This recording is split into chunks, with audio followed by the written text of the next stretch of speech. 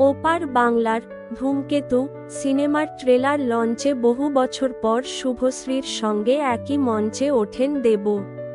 প্রাক্তন প্রেমিকার সঙ্গে মঞ্চ ভাগ করে নেওয়ায় তখন নেটদুনিয়ায় পড়ে যায় ব্যাপক শোরগোল। স্বাভাবিকভাবেই দেব শুভশ্রীর সেই মুহূর্ত দ্রুতই ভাইরাল হয়ে যায়। এরপর সিনেমাটি মুক্তির পর দেব ও শুভশ্রীর মাঝে কিছু ভুল বোঝাবুঝির খবরও সামনে আসে।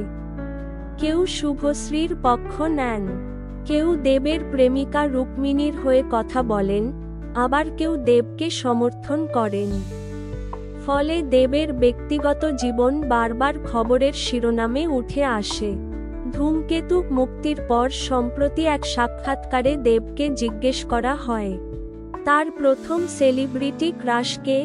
অনেকেই ভেবেছিলেন দেব টলিউডের কারো নাম বলবেন, কিন্তু দেব জানান তার প্রথম ক্রাশ ছিলেন বলিউড অভিনেত্রী দিয়া মির্জা। আর এই নায়িকাকেই মন দিয়েছিলেন দেব। যদিও শুধু দেব নন, ৯০ শতকে প্রায় বহু পুরুষের ক্রাশ ছিলেন এই অভিনেত্রী। বিশেষ করে মাধবনের সঙ্গে রেহেনা হ্যায় তেরে দিল মে সিনেমায় দিয়ার অভিনয় দেখে মুগ্ধ হয়েছিল তখনকার তরুণ প্রজন্ম। প্রসঙ্গত, কিছুদিনের মধ্যেই অনুষ্ঠিত হতে চলেছে রঘু ডাকাত ছবির ট্রেলার লঞ্চ অনুষ্ঠান।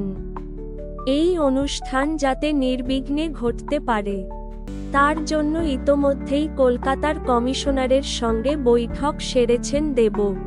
দর্শকদের যাতে কোনো রকম সমস্যা না হয় সেদিকে সর্বদা কড়া নজর তার।